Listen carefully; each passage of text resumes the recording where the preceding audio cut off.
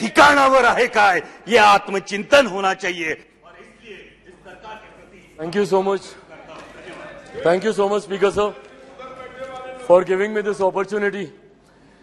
Sir, इस सदन में आए अविश्वास प्रस्ताव के विरोध में अपनी बातों को रखने के लिए मैं अपनी पार्टी लोक जनशक्ति पार्टी रामविलास की तरफ से सर मैं खड़ा हुआ हूं। सर, इस सदन ने कई अविश्वास प्रस्ताव इससे पहले देखे, पर मुझे लगता है ये अपने में एक ऐसा अनोखा अविश्वास प्रस्ताव है जिसमें अविश्वास सरकार के प्रति कम बल्कि विश्वास बढ़ाना अपने इस नए गठबंधन के प्रति ज्यादा प्राथमिकता दी जा रही है। इन लोगों को इस बात को दर्शाना है कि किस तरीके से ये गठबंधन इनके साथ है, जिस गठबंधन को बनाने का ये लोग एक लंबे समय से ये लोग प्रयास कर रहे हैं। सर, ये अविश्वास प्रस्ताव पे चर्चा हो रही है। सर, यकीनन सरकार की उपलब्धियों को बताना भी जरूरी है, पर उससे पहले जिस उद्देश्य के साथ इस प्रस्ताव को यहां पर लाया गया है मणिपुर को लेकर, उस पर सर मैं जरूर अपनी बातों को यहां पर रखना चाहूंगा। सर, पिछले 3 दिन से बहस चल रही है और इन 3 दिनों में सर सिर्फ दोषारोपण ही किया गया है। सिर्फ यहां पर बातों को दोष लगा लगा कर बताया गया है, किसी ने भी यहां पर समाधान देने का प्रयास नहीं किया। सर, आरोप प्रत्यारोप की राजनीति में मणिपुर के लोग वहां बैठे सुनने का प्रयास कर रहे हैं कि हमारी बेहतरी के लिए आपने क्या किया। सर, कल गृह मंत्री जी ने इतनी खूबसूरती से तमाम पक्षों को रखा और इतनी विनम्रता से उन्होंने सारी बातों को रखा, पर उसके बावजूद सिर्फ दोषारोपण करना। सर, 90 के दशक में भी मणिपुर में इसी तरीके की परिस्थितियां थी। उस वक्त किसकी सरकार थी सर? क्या उस वक्त की सरकार ने मौजूदा सरकार को कोई इनपुट दिया?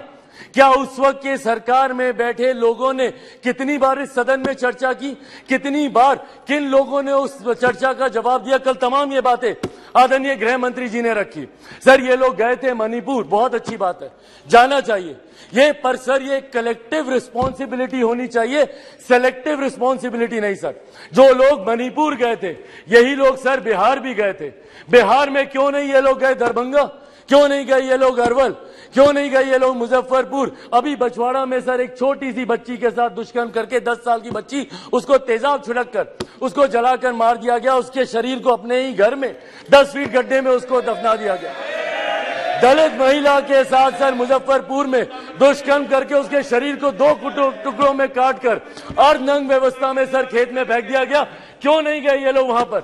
अपने गठबंधन को तो मजबूत करने गए, पर क्यों नहीं ऐसे परिवारों से जाकर मिले? तो सर ये सेलेक्टिव रिस्पॉन्सिबिलिटी जब निभाते हैं, सर हकीकत है देश के किसी भी कोने में किसी भी मां बेटी के साथ ऐसी घटना हो रही है तो वो अक्षम्य है, वो निंदनीय है और उसको कोई बर्दाश्त नहीं कर सकता, और उसमें पूरे सदन को सर एकजुट होना होगा। कल गृह मंत्री जी ने जिस तरीके से अपील की, सर पूरे सदन को इसमें एकजुट होना होगा। इसमें आप आइसोलेट करके नहीं दे सकते कि जहां आपकी सरकार है वहां की घटनाओं को आप छुपाएंगे और जहां दूसरों की सरकार है वहां की घटनाओं को आप उठाएंगे। आपको चर्चा करनी होगी बंगाल पर, चर्चा करनी होगी आपको बिहार पर, चर्चा करनी होगी आपको राजस्थान पर, चर्चा करनी होगी आपको कर्नाटका पर। सर ये देश एक है सर, आप इसको ऐसे टुकड़ों में बांटकर आप नहीं आइसोलेट करके आप अपने विषयों को उठा सकते।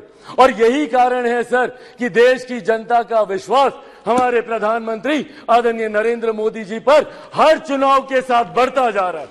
और वो दिन दूर नहीं सर, 2024 चुनाव सामने है सर, इसी में देख लीजिएगा 2014 से बड़ा जनादेश 18 में यही सारी बातें हो रही थी, यही सारी बातें 18 में की गई थी। 19 में 2014 से बड़ा जनादेश हम लोग को मिला और 24 में इससे बड़ा जनादेश हम लोग लेकर आएंगे। मैं बिहारी हूं सर, बिहार से कम मैं विश्वास दिलाता हूं 40 की 40 सीटें हमारा एनडीए गठबंधन जीत कर आएगा, इसमें कहीं कोई शंका नहीं है। मैं जमुई का प्रतिनिधित्व करता हूं सर, मेरे नेता मेरे पिता आदरणीय रामविलास पासवान जी की कर्म भूमि हाजीपुर रही है सर। बिहार के हर एक जिले में घुमाओ और वो मेरे विश्वास को बढ़ाता है। आज बिहार के युवा, देश भर के युवा सर देश को दुनिया की तीसरी सबसे बड़ी अर्थव्यवस्था बनते हुए देखना चाहते हैं। 2047 में हमारे देश को एक विकसित देश के तौर पर देखना चाहते हैं, और इस सपने को कोई पूरा कर सकता है तो वो सिर्फ और सिर्फ हमारे आज के प्रधानमंत्री आदरणीय नरेंद्र मोदी जी ही पूरा कर सकते हैं। इसीलिए सर मैं अपनी पार्टी की तरफ से जहां बिल्कुल हराएंगे नीतीश जी को वैसे भी बिहार की जनता नकार चुकी है।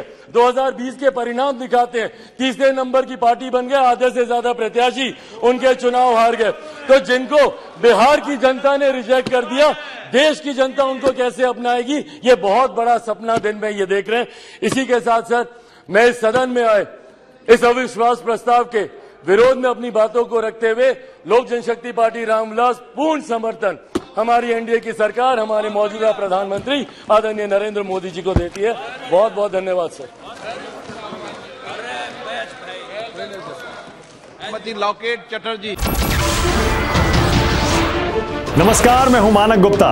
अगर आपको हमारा ये वीडियो पसंद आया हो तो इसे लाइक और शेयर जरूर करें, और हां, हमें सब्सक्राइब और फॉलो करना ना भूलें ताकि आप देश और दुनिया की कोई खबर मिस ना करें।